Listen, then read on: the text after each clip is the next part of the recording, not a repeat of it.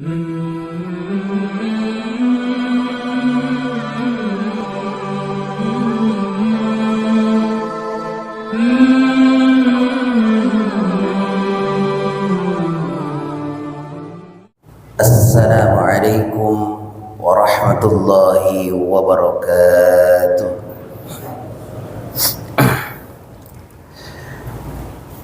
Alhamdulillahilladzi farada alaina as-siyam wa yudha'af lana al-ajra min 'indillahi rabbil 'izzati. Asyhadu an la ilaha illallah al-malikul haqqul mubin wa asyhadu anna muhammadan abduhu wa rasuluhu sadiqul wa'dul amin. Allahumma salli wa sallim ala muhammadin wa ala alihi wa sahbihi wa sallam ajma'in. Rabbi syrah li sadri wa yassir li amri wahlul 'uqdatam min lisani yafqahu qawli. Rabbana zidna 'ilman warzuqna fahman wa alhiqna bis salihin. Ma'asyiral muslimin, jamaah salat subuh Masjid Jami' At-Thayyibah yang dimuliakan Allah. Bersyukur atas segala karunia yang Allah telah anugerahkan kepada kita. Karunia yang terbesar yang saat ini kita rasakan adalah masih dapat melakukan aktivitas ibadah, siam, berpuasa di bulan suci Ramadan yang Allah muliakan. Salawat dan salam senantiasa tercurahkan kepada Nabi besar Muhammad sallallahu alaihi wasallam. Beliau adalah qudwah dalam kehidupan kita. Beliau adalah sosok yang kita jadikan sebagai tauladan dalam kehidupan, baik beragama, baik bernegara, baik bermasyarakat. Semoga kita istiqamah dengan sunnah beliau dalam kehidupan kita, dan semoga kelak di padang mahsyar kita dijadikannya dan diakuinya sebagai umatnya. Amin ya rabbal alamin. As-saimin was-saimat yang dimuliakan Allah, pada kesempatan kali ini kita akan membahas sedikit terkait dengan firman Allah Azza wa Jalla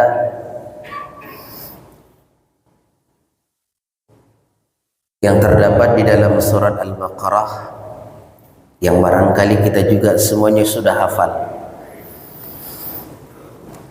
yaitu firman Allah terkait dengan kewajiban berpuasa. Ya ayyuhalladzina amanu kutiba alaikumus shiyam. Wahai orang-orang yang beriman, diwajibkan atas kalian berpuasa.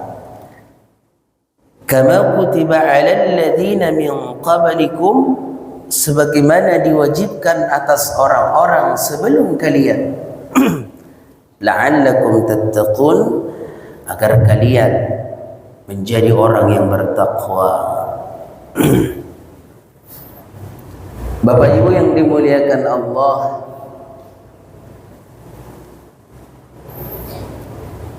dalam berpuasa di bulan suci Ramadan merupakan salah satu sarana yang Allah berikan kepada umat Nabi Muhammad agar bisa meraup kebaikan sebanyak mungkin, agar dapat melakukan kebaikan sebanyak mungkin untuk dijadikan bekal kelak menghadap Allah Subhanahu wa ta'ala. Yang intinya ketika kita berpuasa dan melakukan ibadah yang lainnya, maka terbentuklah sifat ketakwaan kepada Allah Azza wa Jalla. Keluar dari bulan suci Ramadan, kita menyandang predikat sebagai orang yang bertakwa di sisi Allah. Kita berpisah dengan bulan suci Ramadan, diharapkan kita menjadi hamba Allah yang paling takwa di sisinya. Dan inilah tujuan puasa. Maka untuk melihat bagaimana kadar ketakwaan seseorang dalam kehidupan ini, kita butuh penjelasan firman Allah Azza wa Jalla di dalam surat Al-Fatir ayat 32. Allah Azza wa Jalla berfirman,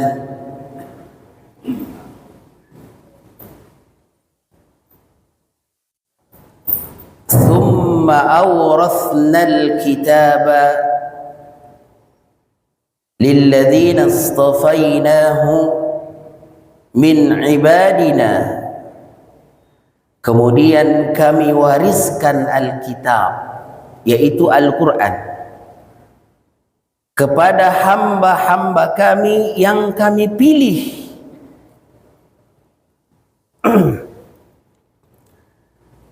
Faminhum zalimun li nafsihi,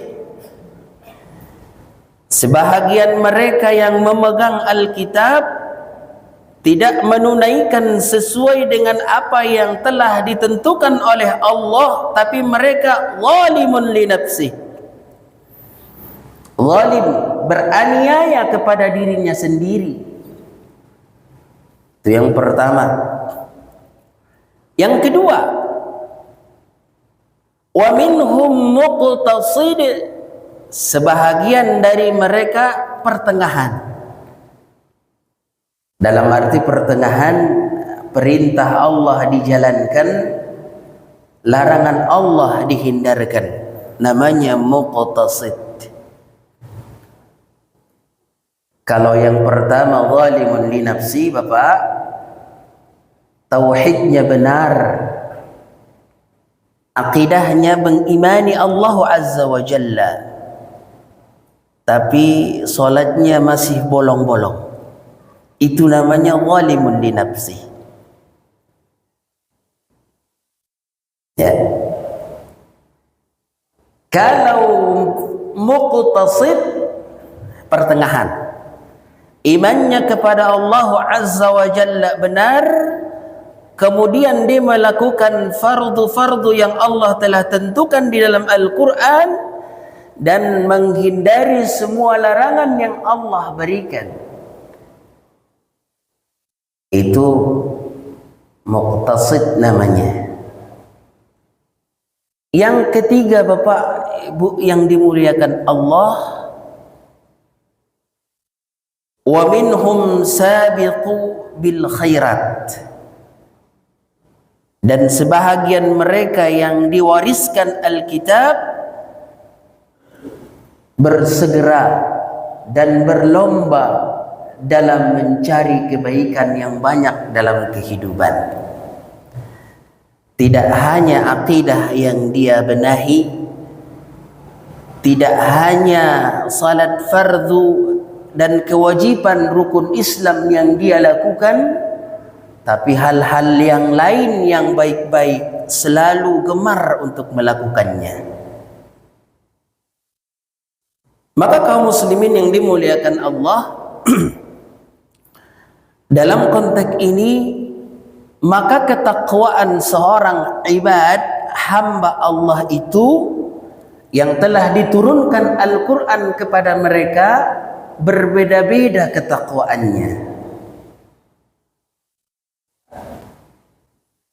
Maka kita nanti keluar dari bulan suci Ramadan, kita mendapatkan hasil juga berbeda-beda. Sesuai dengan kadar ketakwaan kita kepada Allah. Kalaulah hanya kita mengandalkan salat fardu kita, Kalaulah hanya kita mengandalkan siam Ramadan kita, yang lainnya kita tidak lakukan, dalam arti cuek, bebek, ogah. Nah, ini indikasi kita berada di dalam kadar ketakwaan yang paling rendah. Maka Syed bin Baz mengatakan, maratibut taqwa, martabat ketakwaan itu dilihat dari ini. Dari ayat Al-Fatir ayat 32 tadi. Martabat ketakwaan yang paling rendah itu adalah faminhum zalimun li nafsihi. Sebahagian mereka masih menganiaya diri mereka sendiri dengan melakukan kemaksiatan dalam kehidupannya. Bapak, Ibu yang dimuliakan Allah, betapa banyak orang yang berpuasa tapi masih maksiat. Betapa banyak orang yang berpuasa tapi masih mengganggu kepada orang lain. Betapa banyak orang yang berpuasa masih selalu mengusik ketenangan orang lain. Nah, ini bisa kita nilai, bisa kita tempatkan diri kita kemana. Bin Baz mengatakan bahwa inilah martabat ketakwaan yang paling rendah. Apakah ketakwaan yang seperti ini yang kita andalkan untuk memasuki surganya Allah Azza wa Jalla? Apakah ketakwaan yang model seperti ini yang kita akan sandang nanti ketika Ramadan berakhir? Nah, ini boleh kita introspeksi diri nih, mumpung masih di awal-awal Ramadan. Sepertinya udah seminggu Ramadan ya. Nah, kurang lebih lah gitu. Masih ada 3 minggu ke depan. Yang kedua, Bapak yang dimuliakan Allah, dia beraqidah. Ini martabat yang kedua, posisi yang kedua, nilai ketakwaan menurut bin Baz. Yang kedua adalah muqtasid. Mereka-mereka yang sudah membenahi akidahnya dengan baik dan benar. Kemudian mereka melakukan kewajiban-kewajiban yang Allah sudah tentukan dan menghindari semua larangan yang Allah sudah tetapkan. Selesai. Yang lain tutup mata. Pokoknya saya udah sholat, pokoknya saya udah puasa. Walaupun terlantar di sana fakir miskin, dia tidak mau tahu. Walaupun orang tuanya di sebelah sana merintih kesakitan, dia tidak mau tahu.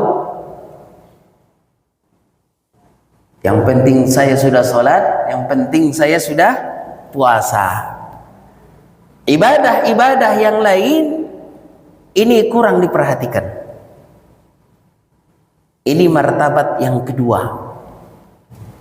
Dinilai dari segi ketakwaan atau martabat ketakwaan itu sendiri. Kemudian yang terakhir adalah martabat ketakwaan as-sabiquna bil khairat. Mereka-mereka yang selalu berlomba-lomba untuk mencari kebaikan di muka bumi Allah ini.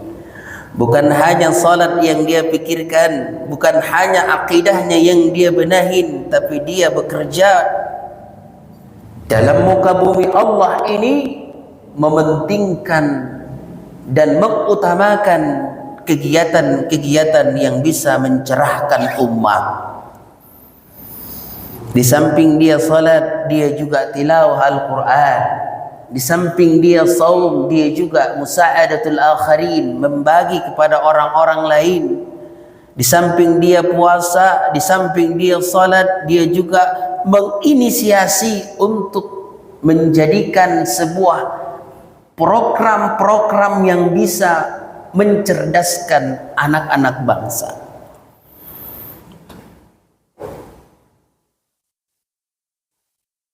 Tapi dalam konteks ini Bapak yang dimuliakan Allah, yang pertama ini akidahnya benar dulu.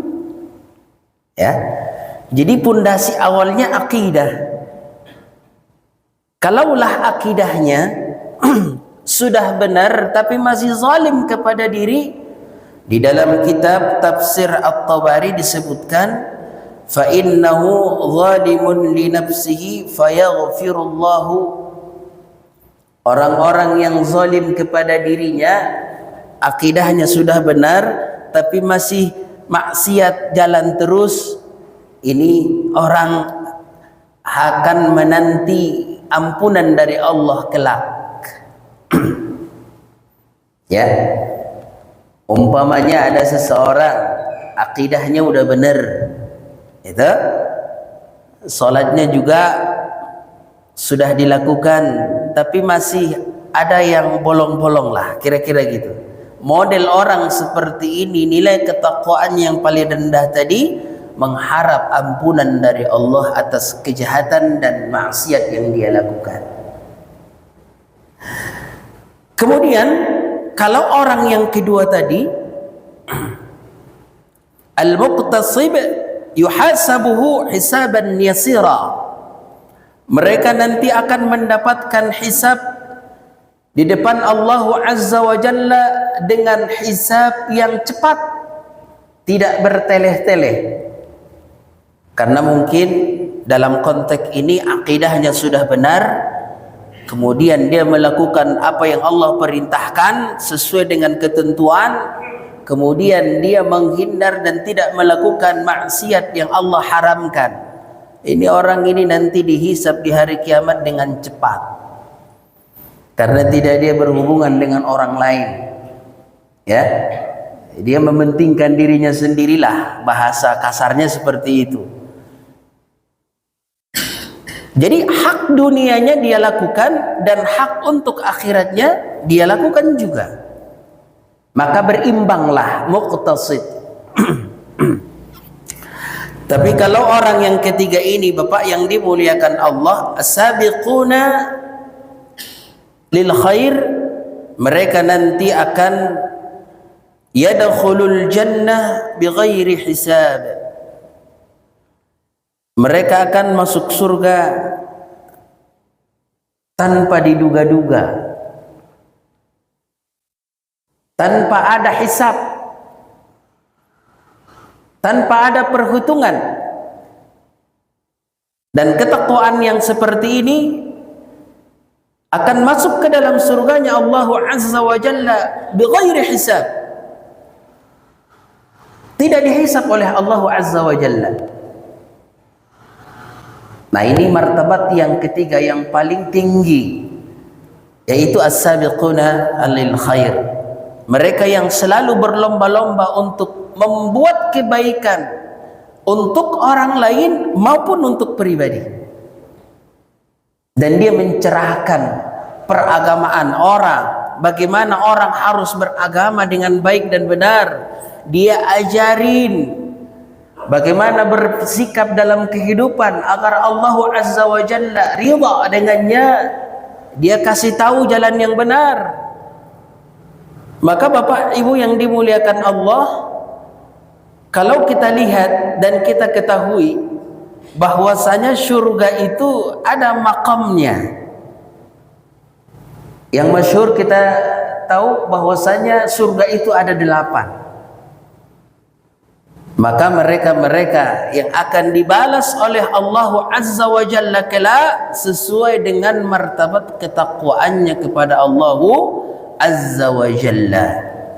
Apakah dia takwanya masih zalimun li nafsi, kadar ketakwaannya masih sering masih ingin berbuat maksiat, ataupun ketakwaannya sudah muqtasid, sudah pertengahan?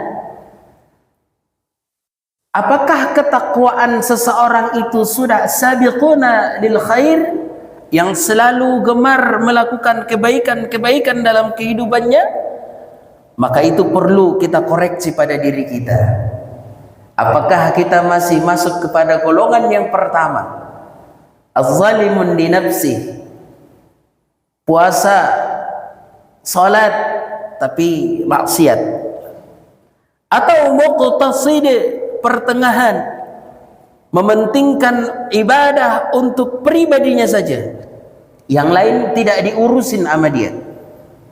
Ataukah yang ketiga, mereka-mereka yang bertakwa kepada Allah, melakukan kewajiban yang Allah tentukan, melakukan kewajiban yang Allah fardukan, dan mereka berusaha untuk melakukan yang terbaik untuk orang lain dan untuk pribadinya masing-masing. Dan inilah yang kita harapkan, derajat ketakwaan yang ketiga ini, sehingga kita keluar dari bulan suci Ramadan membuat kita menjadi orang-orang yang bertakwa sesuai dengan apa yang disebutkan di dalam surat Al-Fatir ayat 32, yang selalu berinisiasi untuk melakukan kebaikan dan perbaikan kepada orang lain. Momentum bulan suci Ramadan, Bapak yang dimuliakan Allah, kita jadikan sebagai wadah untuk meningkatkan ketakwaan kita. Tidak hanya salat fardu yang kita lakukan, tidak hanya saum yang kita lakukan, tapi kita berlomba-lomba untuk berinfak dan bersedekah dalam bulan suci Ramadan. Tapi kita juga berlomba-lomba untuk tilawah Al-Quran, dan kita juga berlomba-lomba untuk qiyamul lail dan kebaikan-kebaikan yang lainnya. Sehingga bila mana ini terjadi pada pribadi-pribadi masing-masing kita kaum muslimin, maka besar harapan dan peluang kita untuk menggapai ketakwaan yang sebenarnya. Bisalah kita dikatakan minal faizin, orang-orang yang sukses dalam Ramadannya. Bisalah kita dikatakan orang-orang yang al-maqbulin, orang-orang yang diterima ibadah puasanya, orang-orang yang dinilai amalnya dalam bulan suci Ramadan. Bila mana ketakwaan kita berada di dalam peringkat yang tertinggi, yaitu orang-orang yang selalu gemar melakukan kebaikan itu. Maka dalam hal ini banyak ayat di dalam Al-Quran maupun hadis Rasulullah sallallahu alaihi wasallam, tidak hanya di dalam konteks berpuasa Bapak Ibu yang dimuliakan Allah, dan ini juga berpeluang akan kita lakukan di luar puasa. Di dalam surat Al-Baqarah Allah Subhanahu wa taala berfirman, fastabiqul khairat, maka berlomba-lombalah kalian untuk membuat kebaikan. Sekecil apapun kebaikan itu, jangan kita hina. Kebaikan yang mana yang Allah ridhoi kita tidak tahu. Makanya di dalam hadis Rasulullah sallallahu alaihi wasallam, amtil adza 'anil tariq sadaqah. Memungut sesuatu yang bisa mencelakakan orang lain di jalan adalah sedekah. Padahal ini kita anggap kecil sekali. Sekecil apapun kebaikan yang kita tahu, maka lakukanlah dengan hati yang tulus kepada Allah Azza wa Jalla. Ini konsep fastabiqul khairat, berlomba-lomba dalam kebaikan.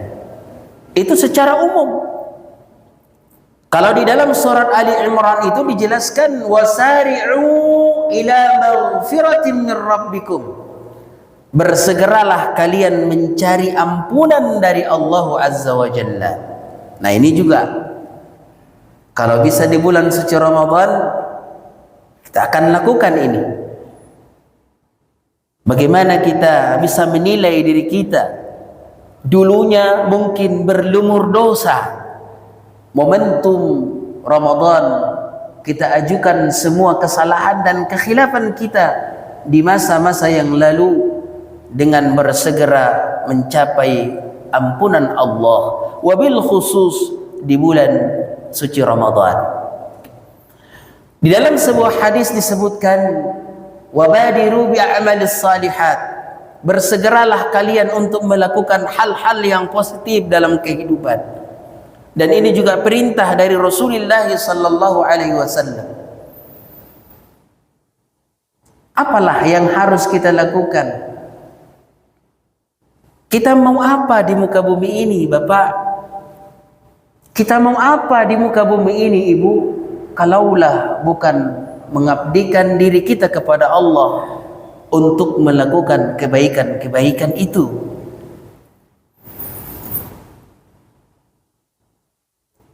Kita terbatas di muka bumi ini. Kalau di dalam surat Al-Baqarah disebutkan, dunia ini mata'un, hanya perhiasan dan kesenangan semata, ila hinin, sampai batas yang ditentukan. Kalaulah kita tidak cerdas mengolah dan mempilah apa yang harus kita lakukan yang terbaik dalam kehidupan, maka dikhawatirkan kita orang yang merugi, sebagaimana yang disebutkan di dalam surat Al-Asr. Demi masa, innal insana lafi khusr, sesungguhnya manusia itu berada di dalam kerugian yang nyata. Itu. Illal ladzina amanu, kecuali orang-orang yang beriman, wa amilus salihat, dan mereka yang selalu melakukan amal baik. As-salihat itu jamak dari saleh. Jadi kalau jamak itu bentuknya banyak. Jadi amal kita harus banyak di sisi Allah. Kalau enggak mau merugi. Kalau amal kita masih sedikit, dalam konteks ayat ini sedikit, Pak, kita masih rugi. Yang dituntut kita memperbuat amal baik itu as-salihat sebanyak mungkin, sesuai dengan apa yang disebutkan di dalam surat Al-Baqarah. Fastabiqul khairat, al-khairat juga banyak. Sebut dalam kitab Jama'. Jama' itu adalah nilainya tidak terduga lah. Ya.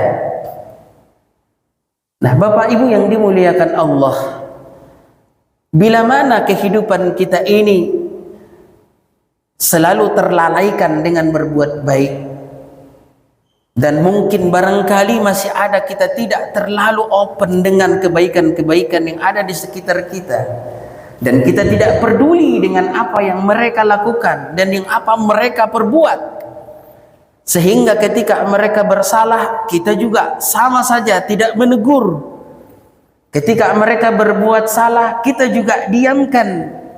Maka hal ini akan menjadi sebuah kerugian dalam kehidupan kita. Tidak mengisi kegiatan-kegiatan dan fasilitas yang Allah berikan berupa umur dan kemampuan kita untuk melakukan kebaikan-kebaikan yang dimaksud.